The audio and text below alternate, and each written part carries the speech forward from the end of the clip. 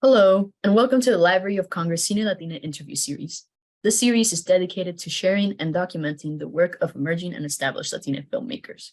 My name is Carla Camacho, my pronouns are she, hers, and I am a junior fellow here at the Library of Congress working on the Cine Latina project. I'm from Brownsville, Texas, and I'm a recent graduate from Yale University, where I studied ethnic studies and education studies with a focus on the history of the US-Mexico borderlands.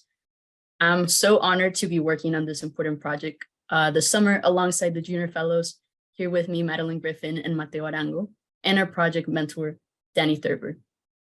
We're working together on this project to create what will be the first resource dedicated to Latina film in the library's history. And Mateo and Madeline are off camera at the moment, but they will come in later to introduce themselves and ask a few questions. So today we're here with the amazing H. Alberto. H has been a fellow at numerous film programs, including the Sundance Episodic Lab, the Skowhegan Artist Residency, the Latino Screenwriting Project Fellowship, and the Outfit Screenwriting Lab. She has been an actress, writer, and director for various films. She has written on the HBO Max series Duster and the anthology series Little America. She was also the director of various short films, including Closet Doors and Harakiri. Most recently, she adapted and directed the New York Times bestselling novel Aristotle and Dante Discover the Secrets of the Universe. The film had its debut at the 2022 Toronto International Film Festival and US debut at the Palm Springs Film Festival. So H, thank you so much for being here today. Let's get into the questions. Our first set of questions will be asked by Madeline, so I will pass the mic to her. Thank you so much. Thank you for that wonderful introduction, Carla. My name is Madeline Griffin, and as a big fan of the book your recent film is based on, I am very excited to be speaking with you today. While I have the opportunity to work on the Cine Latine project this summer during the academic year, I'm a master's student in the Latin American Studies program at the University of New Mexico, where my current research focuses on the visual culture of late 20th century Puerto Rican protest posters. So today I'm going to start our conversation by asking you a bit about your own story, influences, and inspirations. So to begin, when did you know that you wanted to pursue filmmaking as a career? That's a difficult question to always answer, right? Because I think it's like all the pieces of my life sort of informed that path. But I knew that there was something that was calling my name when I had this like very visceral obsession to storytelling and to filmmaking. And I didn't know what that would look like because I think there was like a void of representation that I could sort of hang on to as like an example of like, I could be that. So I started my path through acting. And, after pursuing that and having some success in that field, I realized that my heart wasn't in it. So then I just started making my own short films and realizing that that's really where I've always wanted to be. And it was like world building and creating a story from, inception to production that I was always most inspired by. So it was just like a very slow and intense and emotional process of getting to like what felt true to me and I was most aligned with professionally. Okay, thank you for sharing. And my next question may be slightly related. Are there any filmmakers who have influenced your work or maybe that you grew up watching? That's forever evolving. And I think I'm constantly looking for inspiration in filmmakers.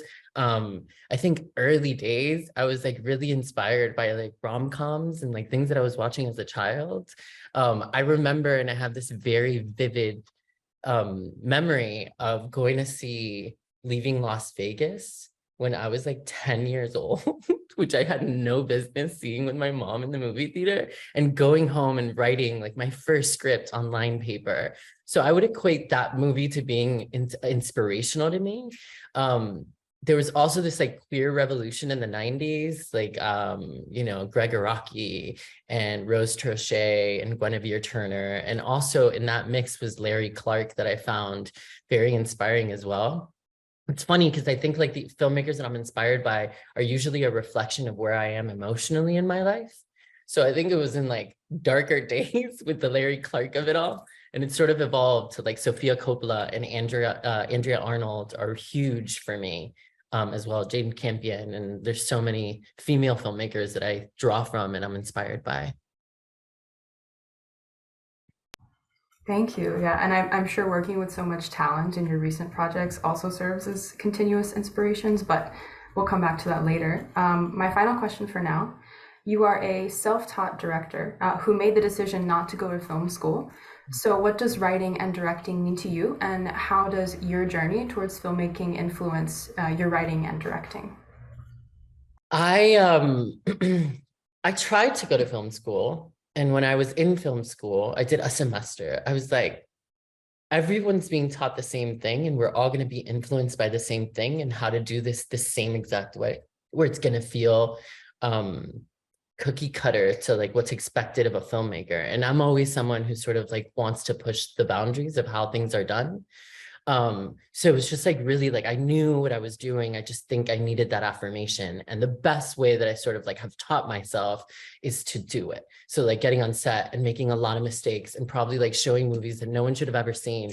But I think it just like continuously taught me. I'm always still learning from like my own limitations or where I could be better at. And I think that's like a big important part of anything you do, but especially something that's like so personal and also like so public in such a medium as filmmaking.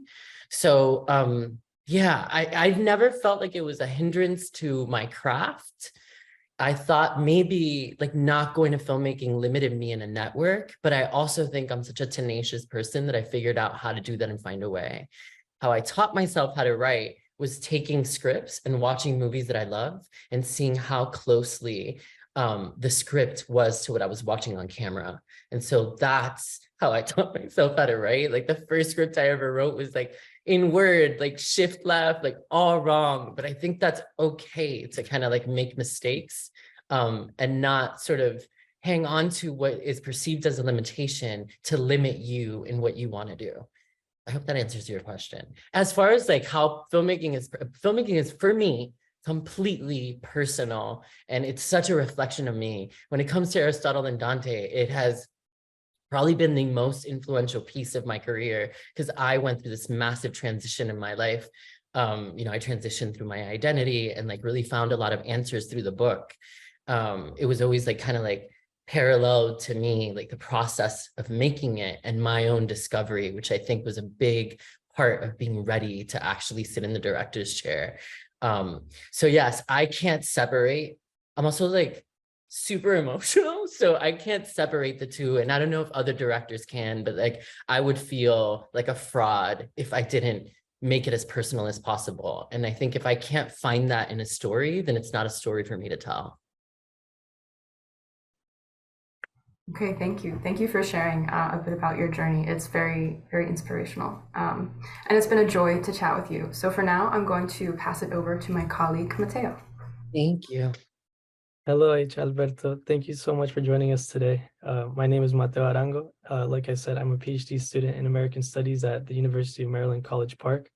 My research looks at material culture and cultural production in Latin America as a form of documenting marginalized histories. And you were talking a bit about your process. I'd like to ask a few questions just about thinking through your filmmaking process.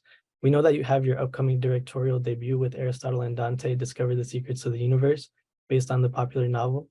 Could you tell us a little bit more about this story? Yes, it's a story about two Mexican-American boys in 1987, El Paso, Texas. I said 1987, who go on this like epic discovery of self and love and family. And I think what I usually say is the story is about learning how to love yourself and accept the love around you. So I think that's it in a nutshell. It's tender and absolutely lovely, and I think very relatable to any teenager, despite what your specific identity issues or sexuality is.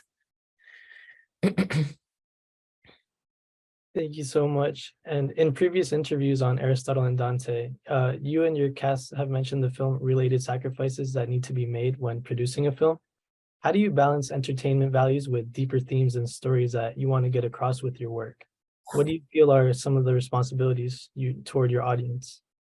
That's a really loaded question, because I think I'm living that right now. I think Aristotle and Dante was a big challenge when it came to that very question of compromising my values, and making sure that I keep an audience safe, especially an audience that absolutely loves this book so much. The fact is, and I tend to be really candid and honest when it comes to these conversations, because I think sometimes we sugarcoat the truth of what it's like to live in Hollywood, especially when it comes to our stories, like Latino stories, queer stories, whatever that is, when it comes to a marginalized community. I think there's a lack of understanding on how to tell our stories within the industry. And they're always really limited because historically, I think our stories, though at least the produced ones, have been really limited and often not told by us. So in the process of making this movie, there was a lot of resistance to having a family of Latinos that were accepting of their queer son, because I think we've never seen that before, right? It's usually the disapproving Latino dad who's like so rooted in his toxicity that to veer away from that is uncomfortable. But that's something that I was willing to that I wasn't willing to compromise when it came to the making of this movie or any story that I'm going to tell, not only where we are culturally. I think it's just like important for me to give audiences, our own audiences, another opportunity or another option to what your story could look like. And I think this story really does that, right? But it was like, let's tell, from people above me who were also financing this story, that was, let's make it more Mexican, even though it's like a completely Mexican cast and it's super Mexican, but what they meant by that was, let's make it look more Mexican to the way I understand Latino culture or Latina culture.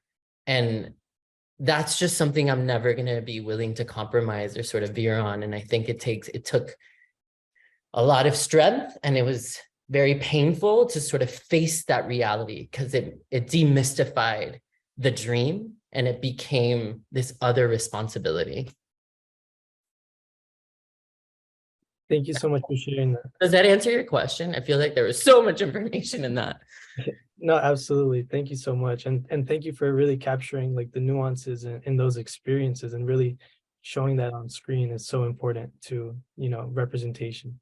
Well, that's it, because like Latinos are not a monolith, right? And I think it's like we're all variants of a similar experience, and it's important to sort of show that and the nuances of that and the difference of being, born and raised here and the duality of what that is, but also feeling like you belong to another country. I think those are all really important aspects to our culture that we should see in this medium specifically, because it's so powerful and influential. It at least has the opportunity to do that.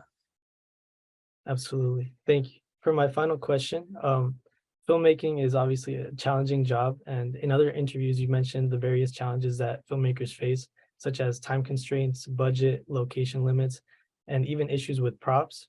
What keeps you motivated when it comes to filmmaking and telling these stories?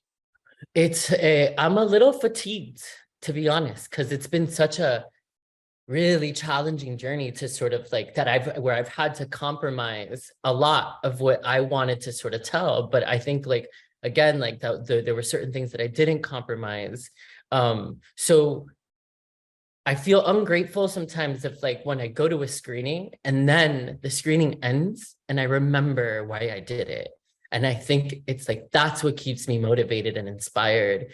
And the fact that there's a void and a need for stories like this is what keeps me motivated. And that I hope that never changes and I never become too jaded when it comes to that.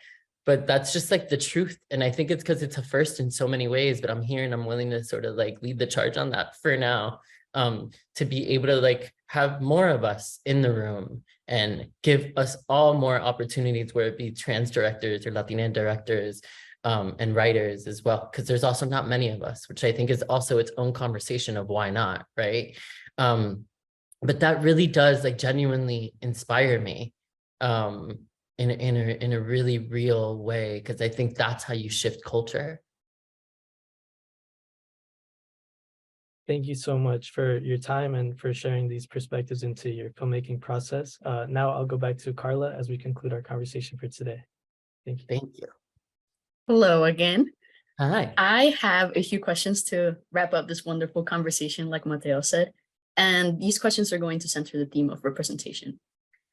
So going back to Aristotle and Dante and to what you just shared a few minutes ago in one of Mateo's questions, in various interviews, and like I said a few minutes ago, you've expressed how this is a film that is different when it comes to LGBTQIA plus Latina stories. Like you said, most stories center struggle or rejection, which is a real and accurate experiences for many people. But there's more than that, right? So this film is different in that, like you said, it's a story of pure love and compassion and tenderness. What are you hoping to achieve through this type of representation? And what do you hope people who sort of watch the film do with this message? I sort of touched on this previously with Mateo, but I keep thinking about this. We did this audience greeting very early on into the process, and there was this young Latina woman who raised her hand at the end and said that she didn't feel like it was believable for a dad to ever accept their queer son as a Latina. And I was like, holy shit, that was so sad to me that our own wasn't seeing themselves in it, right? So to me, that's what I hope people get from it. And it's like, it is that option of like, it doesn't have to be the way we're expected to be. And there is different versions of how that story could go. And I think, again, it's how you shift culture. It's how you shift mindset is by giving it. Because I think a lot of people, like their ignorance is rooted in fear, which is in fear of not knowing, right? And like what film does is sort of reflect something or give you insight into an experience that you may never have. And so like, whether it be like the white person in the middle of nowhere that's watching Aristotle and Dante, who for the first time is seeing a Latino dad who accepts their son in a Latino family, period, I think then I've done my work, right? And it's like, I hope that this story, by it not leaning into the trauma porn of it all, is able to transcend to affect a different mindset, or at least unlock something in people of all types. Thank you. My next question, a lot of your films, I mean, including Aristotle and Dante, but also your short films, center the LGBTQIA plus experience. It is, and that's an important responsibility to sort of lead the writing and directing of those stories. How do you approach diversity and representation in your films, both on screen and behind the scenes as director? I just don't know any other world. Like my world is diverse and fully represented by all sorts of people. So I think like whatever story I'm telling is a reflection of the reality that I'm living. And it's like, it's a no-brainer to me. Like I don't have that challenge. And you know, where that challenge does come in is in people who haven't seen it or done it. So it's like my responsibility as sitting as the director and helming a project to make sure that I'm using my voice and not placating to a system that is designed to keep us out of it. And like, I think there hasn't been enough of us in those seats to kind of really shift that, but it is happening and it's slowly happening. And I see like a lot of more Latina creative executives and sitting on the other side of the chair. So I feel the shift, whether slowly or rapidly, happening. It's just really soon, but like, yeah, like I will always come to a project and it'll be like what's real for me. Like it just, if not, it's not authentic to like my voice as a creative. Thank you. And finally, what tips would you give aspiring Latina filmmakers who may be interested in sharing cultural stories and histories through film? I think it's just doing it, not waiting for permission, making tons of mistakes, writing the thing that you've been thinking about, knowing that you're going to get it wrong, knowing that it's okay and you could get it better the next time. And it's just like really giving yourself the permission to do it. And I keep using this thing and I say it a lot. And since you guys have researched so many of my interviews, delusional confidence is real, because sometimes you're in a room by yourself and you're like, why am I doing this? This doesn't matter. And you have to have the delusion that your voice is important. And eventually you start to believe that and the delusion becomes real. And that's how you sort of like are able to motivate yourself to go through it. But no one's going to come and do it for you. No one's going to give you permission to do it. No one's going to tell you that you're doing good, especially when you don't go to film school. So it's just, it's firmly being rooted in that and allowing yourself to kind of have a non-linear path to success, whatever that looks like for you. Thank you so much. That unfortunately brings us to the end of our time together here on the recording. So H, sorry. That was so fast. I was like, thank you. So thank you so much for joining Madeline, Mateo, and I to chat about your work and the impact that you're making on the industry. Today, we learned not only about your recent film, but we also gained some insight into your process and evolution as a creator and storyteller. So thank you so much, honestly, for spending this time with us today. And we look forward to seeing Ari and Dante in the US. Coming out soon. It'll be out September 8th. So yeah. Wow. Looking forward to see it. Thank you so much, H. Thank you. Thank you for having me.